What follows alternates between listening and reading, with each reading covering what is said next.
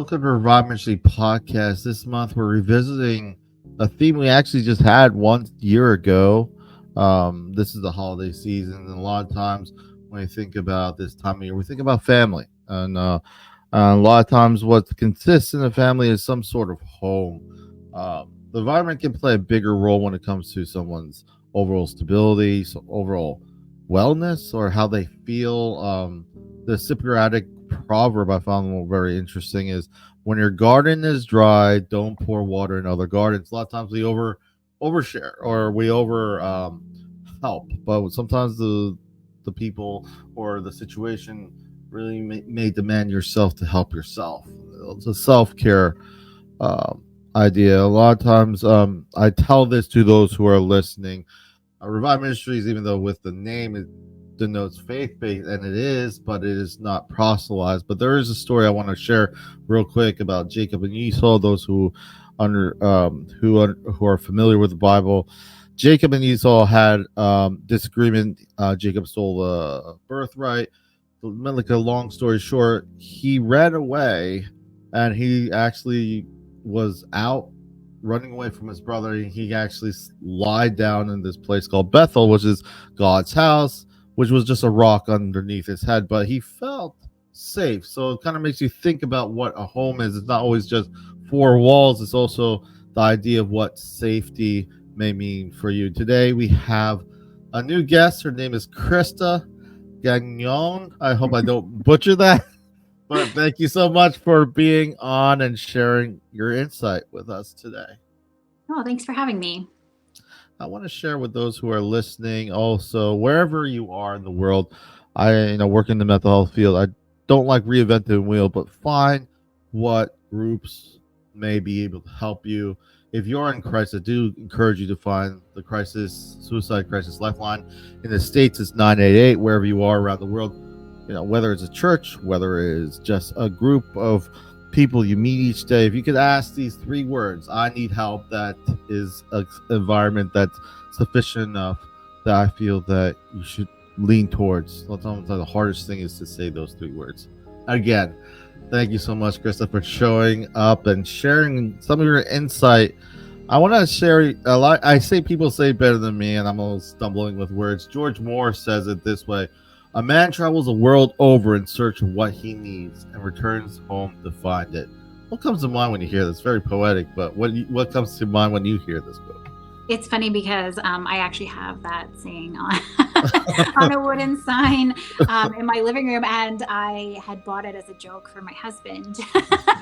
But it has for sure more meaning than that, than just a joke for. Yeah. Yeah, but it's true, isn't it? Go ahead. Sorry. No, go ahead. Sometimes we search across the globe for what we need, and a lot of times it's just where we were. And I feel that even though sometimes we humor when it comes to understanding, I feel I laugh a lot about myself. I feel like as humans we're both impressive and unimpressive at any state of moment, so I don't feel bad of sharing that. But anything else, when you think about this quote, a lot of times when we are struggling, when we're in the valley per se, we're searching everywhere. Anything you want to add to what of this quote, or anything of that thought? Well, I think sometimes too, where the confusion comes in or the seeking comes is really like, what is the definition of needs? And I think often we're looking for something that is not necessarily a need. I think that, I honestly think that our needs and searching for that thing comes from like within. It's not something that you can physically go out and find. And so when you say returns home, to me, that really just means like inwardly, right? To like really reflect inward and yeah. Yeah, I totally agree. And the it has to start from yourself. You kind of have to ask those reflective questions. You kind of ask yourself, well, a lot of us tend to generalize. Oh, I feel bad. I just had a bad day. Well, why did you have a bad day? Why did that bother you so much? And sometimes when you have these little conversations, some of the most important ones are within. the conversations you have within yourself. You're like, why does this bother me so much? And if you kind of generalize, sometimes you miss the value of that learning experience. Yeah, I think in today's world too, it's really easy to like escape. In the past, maybe it wasn't so easy, whether that's physically, hopping on a plane and and escaping your current reality, or turning on the TV or scroll, or, being in an endless scroll. All of that is technically escapism. And so, once you actually have to like sit with it and really like delve into it, that's where you get, to finding it, right? To finding. Yeah. And like when I think of like, I've said this in previous podcasts, the difference, and this is, I know language barriers because different languages have different words for house and home, but in the context, there is something a little bit more intangible when you think about a home. A house could just, it seems, I'm searching for a house. That's one thing. I'm at home. It just feel there's something intangible that will be spoken differently for each person that you speak to when in regards to this. And I like what I think James Baldwin says, perhaps home is not a place but simply an irrevocable condition, something that we kind of persistently strive for. Home, like I said before, is a place that you can feel safe enough to say I need help. If you can't say those words, then you're everything you feel everyone wants you to be. So whether you're the person who is the one always encouraging, but where is there ever time if you need help to say I need help? It's harder as adults. What comes to mind when you hear this quote? Well, if you think about like the term homesick, like if you can remember back to like whenever you have ever been homesick, I actually still get it even as an adult. And it's times when I'm separated from the people that are home to me. So like, as long as I bring my family with me when I go, then I don't get homesick because they are my home, right? They're my safe place. And so, my daughter and I have traveled the world for medical treatments. And I would say that, when my boys come and join, that still feels like home, even though we're like hundreds of thousands of miles away. I can still feel at home, and it's the people and the feeling and the I know. I feel like remember some of my closest friendships. One characteristic, maybe you could relate, is that if you have a really close friend, it doesn't matter what you do, you still have a good time. You can do nothing, eat ramen noodles, and just be there, and you're like, this is the best experience. And then you have someone else, and you have all these tickets, everything arranged to go see a concert, and you have the most miserable time because the people around you are not don't feel like home per se in this regard. So, I think they call those low maintenance friends. I think where you can just like you don't have to worry about what you wear or what you're eating or well, it just goes to the fact that you can actually be you. A lot of times the distance becomes when you feel like your main concern is not actually the experience that you're going through, but how people see you in that experience that you're going through. It's already tiring to even think about going through a whole night of that. So of course there are low maintenance, but also you can be more human. You're allowed to be human. We're not always at our top, and it is feel I guess the word that comes to mind is safe. If it's safe, if you can't make a mistake, does that feel like home? Does that feel like home if you make one mistake, then all the chips, it feels a lot of pressure. I'm just saying that in the word of when regards to the idea of home and it being safe.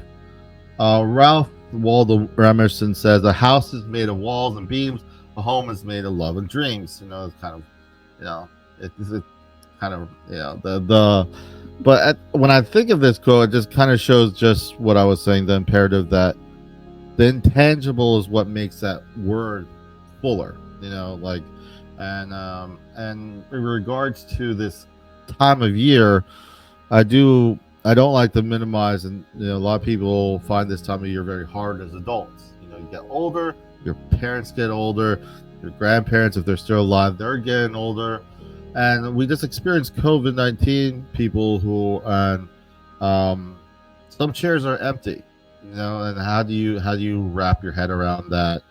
how do you go through grief when you're trying to, remind yourself that, hey, this is still Thanksgiving per se in the States, or this is still Christmas, or whatever you celebrate during this time of year. Holidays are hard. And when I was thinking about the idea of building a home, it denotes that, sometimes there's going to require a little bit of building to get where you need to be. Any thoughts when you think about this quote or anything we've talked about so far? It's interesting. I live a little bit in a constant state of grief. My daughter has a terminal illness, so we live in pretty much anticipatory grief. Mm-hmm. And I've lost my mom once my daughter was diagnosed. And you're right, these holidays are very different. In one sense, there's a little bit more pressure because I feel the pressure to still make it great. And now that pressure is on me, right? You know what I mean? Like when you were a kid, somebody else did it for you and, made it all happen. And now that comes down to me and me putting it on. But I don't know, I actually feel like I enjoy the holidays more now as an adult, even though there's that extra, because I get to decide what they look like. And so this has been a theme ever since my daughter was diagnosed, that we actually get to decide what life looks like, what our home looks like, what that looks like. And so we get to decide if things are like a no or like a heck yes, right? And so like I don't have to, if I don't want to, which I didn't over Thanksgiving. I'm in Canada, so we just had Thanksgiving. I didn't cook a turkey because I was like, no, I don't want to do that. So now that I'm older, I can decide what are the things that I want to, put my energy into and what actually makes this a great time, right? For everybody and makes everybody feel loved and cared for. Yeah, it's nice that when it comes to, I'm half South Korean, half Puerto Rican. My wife is Cuban Venezuelan, so there's a lot of, when it comes to Thanksgiving, it's like, well, what do we do? Well, that's the thing. You kind of pick and choose, and I feel that's what makes it fun. Like there's, sometimes we don't even. It's not that you question. Obviously, culturally, I have fond memories of my grandfather. Karaoke is a big thing. When I was 8, 9, 10 years old, I was terrified, to tell you the truth. Christa, my grandfather didn't speak any English, but he would encourage me to sing karaoke. I sang Boyz II Men very badly. Never stopped afterwards for some reason. But in a sense, that was family to me. That was home. There was something about that environment that, you make it. So I take bits and pieces. Some things I'm like, do we have to do that still? And the thing is, that's exciting about the holidays, to kind of bring some energy back, is that you take what is important to you and to your family. So I do understand that. I want to shift gears. What has been the important factor? We're talking about all these little concepts touching upon home, but what has been the positive factor for you? Right now you touched upon your daughter and her terminal illness. How do you keep that positive in the home environment, and what has helped and what hasn't helped, especially now this time of year or whenever? Yeah. So I touched on it there with the last quote, but we, like I said, have made a very conscious decision to live life by our terms and not like what we think it should look like based on society or whatnot. And so, we make a really conscious effort to slow down and, like my kids are not in a ton of activities. We don't go all week, things like that. And we really evaluate before we allow something to take over our time or, to take us away. We really evaluate, like I said, is this a heck yes? Or is this like not really, right? And it's always okay to course correct, even if, you think it's going to be great and then it's not. Like I said, we just are very conscious of what we allow into our lives and how that, impacts our mood. Some of the best times I find with my kids are downtime. Like we don't have to be going all the time. And sometimes it's really great to just sit with them on the couch and, be reading or cuddling or watching a movie or whatever it is. And so I would say that that's the biggest thing that we've done to, make, is that positive? I don't know, to make life better, or what feels better to us is to just. No, I totally agree. I think we used to say, I say, how are you? You say, okay. Now it's, how are you? Busy. It's like not even like, it's not even anything else. I just, when you're mentioning slowing down, I learned, and I was and I still am, and that I do my best work when I slow down. I really do. Like for a lot of times, this internal clock needs to be checked a little bit when it comes to and obviously it's going to be subjective to the individual, but I do, we're a society that values being busy despite oneself.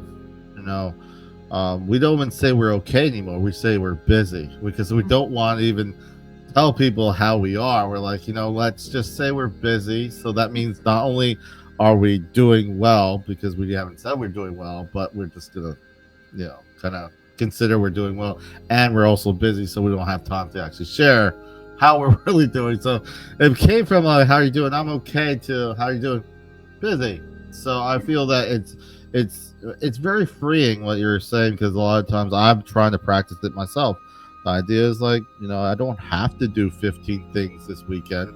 I could just do none of them. No, no, it's a complete no is a complete I guess sentence. I am a very busy person.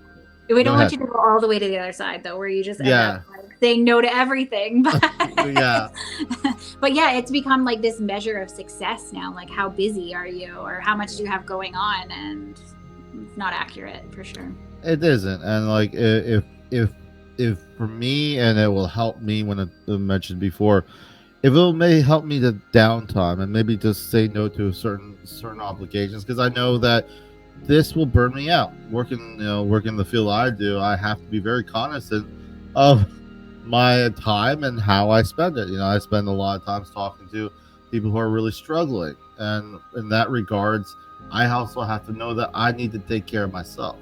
So if like, because I'm very much involved as a leader in church, if that means saying no to all these things that are happening in the weekend, because then if I don't do that, I'll get sick or it may burn me out, then I choose to take care of myself. Obviously, I'm not going to say no to everything, but there's something about the idea that, we are allowed to say no to things, and, and we should find everything should be on the table, especially when it comes to your wellness and when it comes to a family unit, what's going to work for you.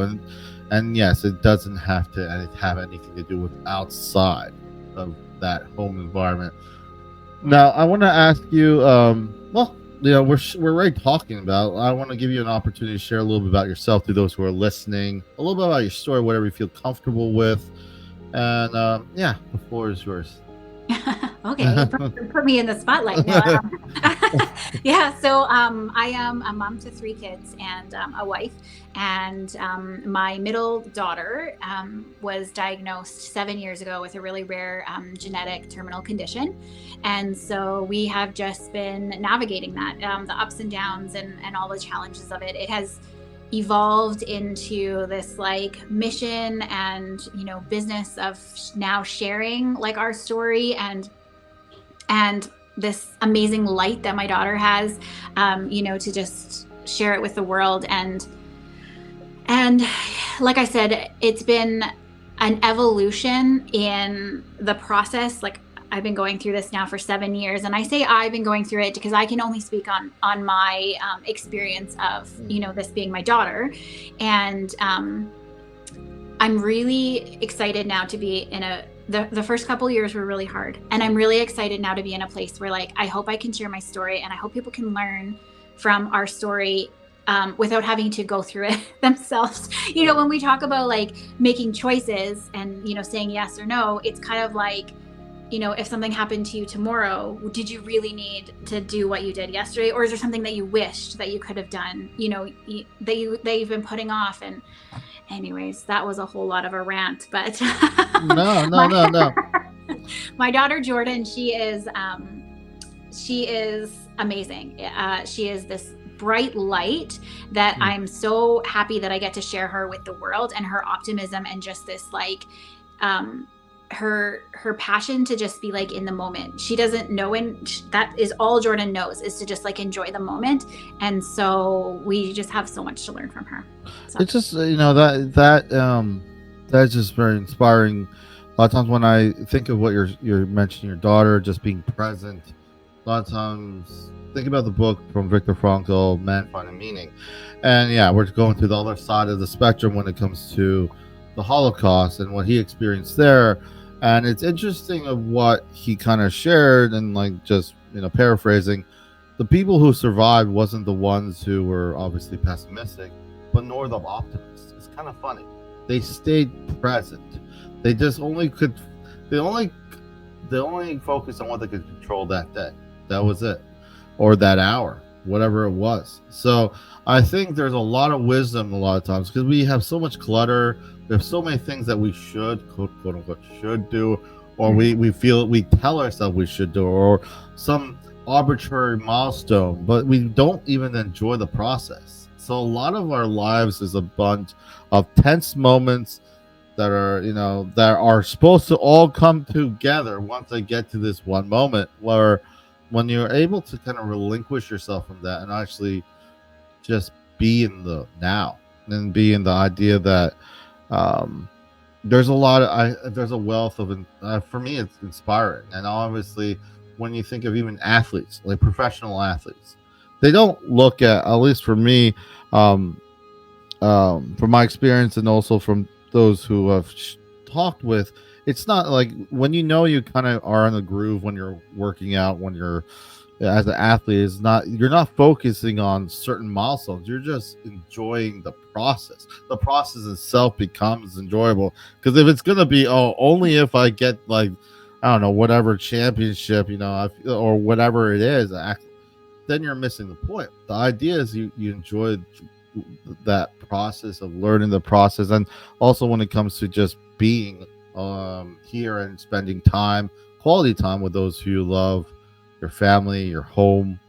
There's a lot of wealth of knowledge, because a lot of times we just fill it with stuff that not necessarily really adds. It actually takes away. Winston Churchill says it this way: we shape our homes, then our home shapes us. So it really matters how we perceive, and is home just some idea of some milestone where that involves a lot of moving pieces, or is it just the people around you? A lot of times when you think about working in the field, but also being a church leader, you kind of have a lot of close moments with people at sometimes their last moments, and what you notice is it never mattered the position they were in, or what job they had, what title they had. It was all about the people around them. That's all. And it puts perspective on how human we are, and how important that is to don't forget that humanity. You made the joke about the quote in the beginning. I think we should laugh more. I think we should, there's something that we lose when we're kids. There was a moment where, I don't know, 5, 6 years old, who's the best dancer? Everyone raise their hand. No one does that now. Who's the best singer? Everyone raise their hand. There's something about that I find we can never get back, but there's something inspiring about it. Anything that you want to share regarding the quote, or anything that I've said or we've talked about so far? Yeah, it's just it's a little bit ironic how you talk about being in the moment, and I not that you said that, not what you said is ironic, but it's our situation is ironic that because a doctor told us that we had this amount of time with our daughter, it kind of caused this change, and this learning and accepting, and so much growth. But that's just because one doctor said one thing to me, but everybody every day is never promised tomorrow. And so It's just so, for me, it's eye-opening that I've had to go through all of this because, like I said, of what somebody said. I wish that I could, like I said, I wish that I could just impart some of that on people for their day-to-day lives so that they don't have to go through like the tragedy to in order to know, to be in the moment, or to not let these moments, these little moments, like escape them. Yeah. Yeah. And I think sometimes we, less is more, in the regards to how we look at things, and slowing down. I think that's very important. Knowing your limits, whatever you're struggling with, you're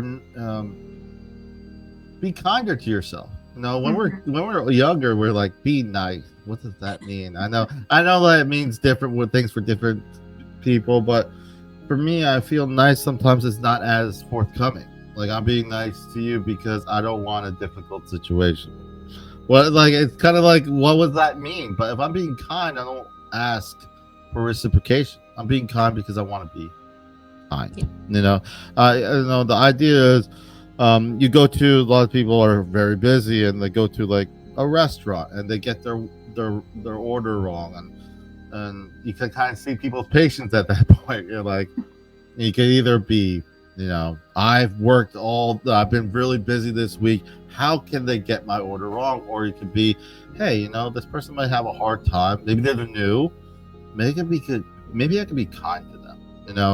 Maybe I got to say, I understand, but this order, it's not like I'm not going to say anything, but be like, hey, this order is wrong. I'm sorry, but this not, especially it's not foregoing you saying something, but you can still be kind about it, at the same time.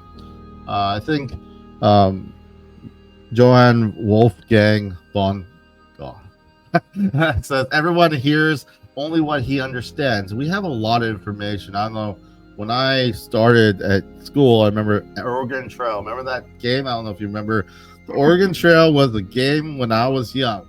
It's kind of dating me. But now we have so much information, but not a lot of understanding. And you're describing a small bit that really sometimes people miss. They're just, in the heat of the grind. But I think when you take time to reflect, you have that ability to maybe understand a little bit more about what's around you.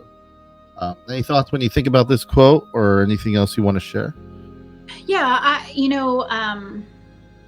it's funny because it instantly made me think of my oldest son. He's 17, and we've never sheltered my kids from anything. They know, they come to all the doctor's appointments and they've heard all the terms and they know everything that's happening. And even though they know that and they've heard the terms, the understanding is not quite still there. My oldest the other day said, I wonder what kind of, car Jordan will drive once she's driving. Now that will never be a reality for my daughter. But now, whether it's a coping mechanism or in his understanding, he just hasn't fully processed it. And so I think that sometimes we're only ready to hear what we want to hear, or what we're ready to hear. And then also it's such a hard thing. I think that sometimes our hearts just aren't ready until we actually experience it too. There's nothing like actually just experiencing something. And, it's hard sometimes to relate or listen to somebody's story and fully comprehend and absorb it until it's actually happened to you. So. But at the same time, like you mentioned before, I think there is certain lessons that you don't have to experience to learn in some sort of fashion. And yeah, because I think, at least for me, when it comes to when we're talking about home and we're talking about this environment that's safe, I still say accountability is not a bad word when it's a safe place. So if you're around people that actually want, they're not, they're kinder, they're kind of supportive in a positive way, I could say, hey, I kind of screwed up. I didn't do this, as opposed to trying to hide it. And I feel that's why when I think about home, it's a nurturing environment. So it allows these kind of these ways of saying, hey, I did mess up, or hey, I don't understand this. I'm not ready to understand this. I'm not there yet. And that's totally fine because that's what a home provides. Safety. I mentioned, Joseph and Esau. It's just an illustration that the person's outside, there's no covering, but that's the safest place you could be at that moment. And I think that shows that home, there's a lot of emphasis of safety when it comes to a home because it kind of protects from, because we're not ready to understand everything, like you said. Like, Yeah. It'll be overwhelming. And I think that process of understanding is unfortunately sometimes unavoidable. But at the same time, when you're around a safe environment that you can kind of slowly, it provides something that words can't describe because it's gonna be different for everyone. Yeah, I that think I regard. think you said it earlier too about, it's just a place where you can say like I'm not okay. And I think like that's really important as parents for us to create that space, especially for our kids, that they don't have to pretend all the Mhm. time like everything is okay. I for sure make a very conscious effort. Like I let my children see even when I'm sad and upset. And they do the same so that, there's this really safe place that they can not be okay. Right? Yeah, Yeah. yeah. I remember Robin Williams. Remember I don't know, 5-6 years ago when he passed away from bleeding suicide. One of the things he did say was, "I thought the hardest thing in life was to be alone, but the hardest thing in life is to be around people who make me feel alone." And it kind of denotes it's not just proximity. So like it's not like you just fill up a room with people, but if you could you could be around thousands of people and feel completely alone. But you could be in that same room and one person could look at you and Hmm. talk to you and engage in you, and you feel like completely like it's just you and that person. You're like, I'm where I need to be. It's kind of interesting that's that kind of that illustration, and also I think that experience and that quote that Robin Williams I mentioned in various podcasts kind of describe, I think, a good illustration of what we're trying to say here. Switching gears, what have you seen? Just think about what have you seen help work for yourself. Obviously, I know there's when they not just building or not just providing a home, but maintaining it. Time keeps moving forward. How do you keep it fresh? How do you keep it? How do you maintain that home safe environment? Every day is not going to be great. You're going to have your days when you're not as patient. We're human. What has worked and what hasn't worked? In any Hmm. way that you feel safe sharing. So before I answer that, I just wanted to comment on your last point there. In that, isn't that just what every human being desires, is to like be seen, right? And so like when somebody actually like stops, and this will lead into my next point, but like when somebody actually stops and and you feel seen, that is just like, oh, just so hard. You know what I mean? It just can change your day. It just makes you feel so welcome. And that would probably be if I could give any tips, that would probably be my biggest tip. Is I'm always very busy. There's always lots going on. I'm Mm. having a medically complex kid, and whenever one, especially my boys, because I'm always with Jordan, but whenever one of my kids says something to me, no matter how inconsequential it is, like, Mom, guess what happened to Minecraft? Or I try to, no, I'm not perfect, but I try to stop, look at them, and then say whether I was paying attention, or if I wasn't paying attention, I'll say, oh my gosh, I didn't hear you completely. Can you please repeat that? But giving them my full attention no matter what it is that I'm doing, because let's be honest, dinner can wait like 2 seconds. It's not gonna, go up Mm-hmm. in flames. Like, and really just listening to what they have to say in the little moments, because then they know that I'll listen to what they have to say in the big moments. And they know that it's okay to come to me with the big stuff because I listen to them, even in the smallest things they have to tell me, right? Yeah, and I think that you bring up a good point that the small things. Listen to the small things. Those who are out there, it does build like we are, especially with kids. I know, but also as adults. If I'm talking to you, I'm like looking at my phone. I'm all over the place. You're like, yeah, this person's not really gonna listen to me. How Yeah. likely will you share like to that person, whoever that is? And I think there's a big disadvantage of the distractedness we are. We go to family reunions or whatever. Literally, everyone's on their phone. Like, we could have done this on Skype or whatever. We could have done this on Zoom. I don't, Yeah. I mean, everyone's even texting each other on the same table about a joke they saw. I know culturally, as technology is, it's unavoidable. I look at my phone and I try not to. I try to put it away, but it's just describing the environment we're in, and I do think that you bring up a very good point. You start with the little things. It's even like you can't assume that people will want to share big things if you're not willing to hear them in the little things. I do like what you said there. And anything else you want to add? Anything else would you like to share that helped No, maintain? no, I think that part of, that having our devices all the time too is a bit of a coping mechanism for a lot of people who feel, a little awkward, and whether it be, socially awkward, or they just don't want to be Yeah, there.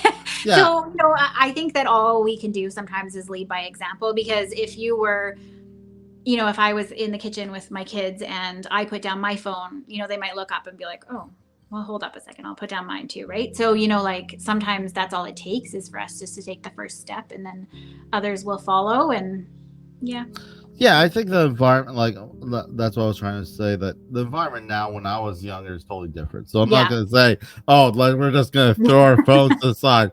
I'm not that, like, I know that's not gonna be reality, but the idea is being cognizant that, hey, maybe I should take a little bit of breather from the phone and talk to the individual first. We live in different times. I'm not yeah, these phones are very convenient. Let's be honest. These phones Yeah, we are are. extremely convenient. Like, we're not going to go backwards in that regard. But a lot of times there's this dualistic kind of mindset. Oh, we need to be without phones, or we have to be with phones.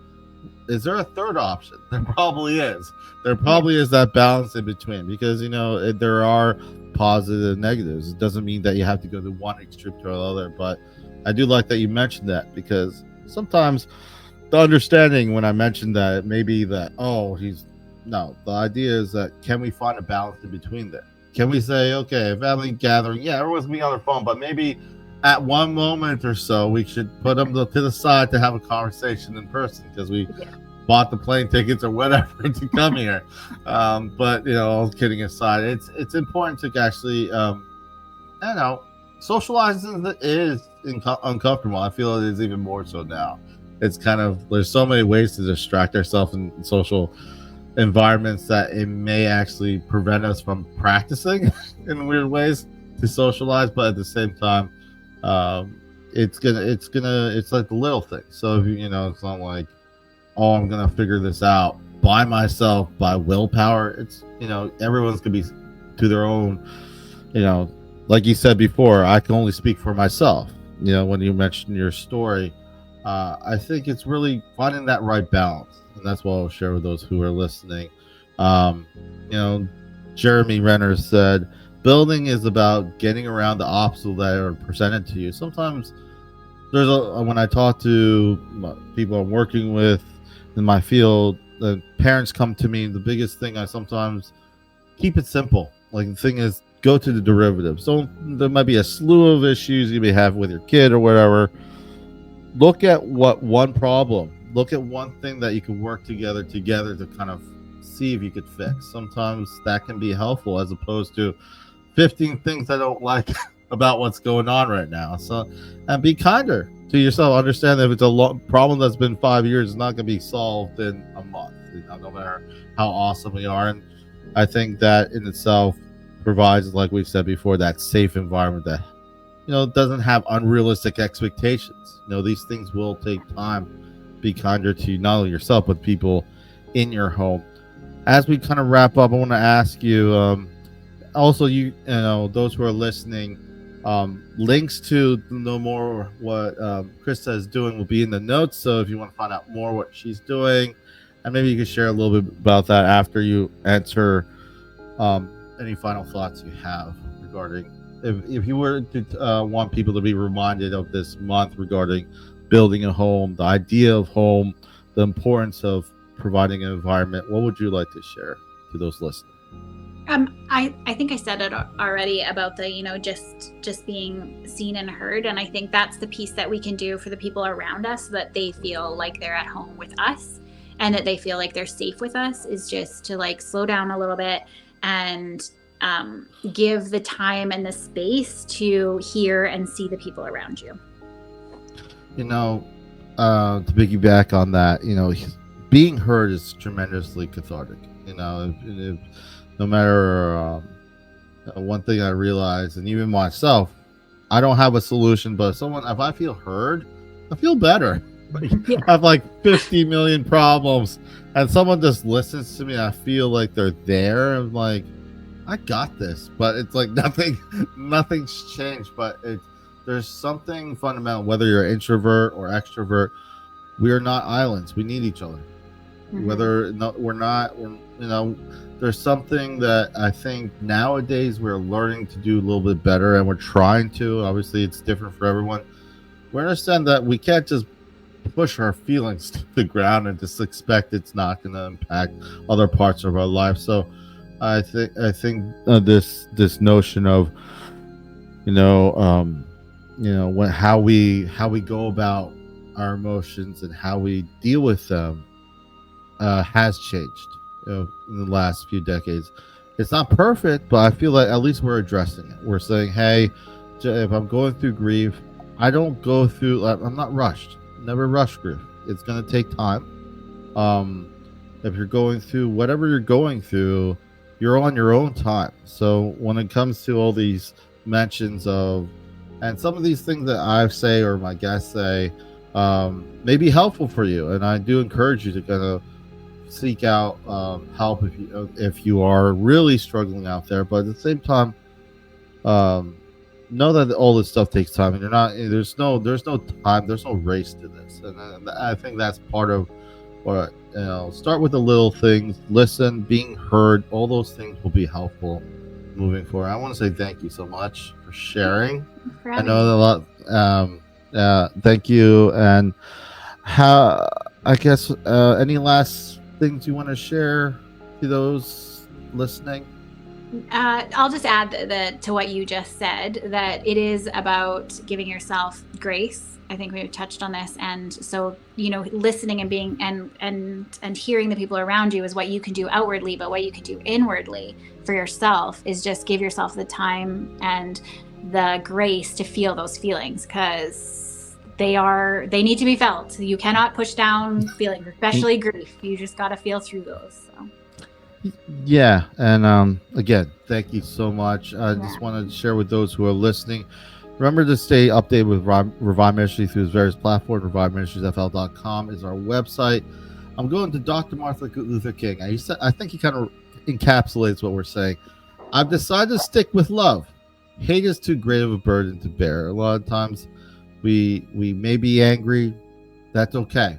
That just means something needs to change. Whatever it is within the family, have those internal talks. Take your time, slow down, and listen to the little. Then maybe you'll be able to listen to the big. Thank you for coming on. Thank you.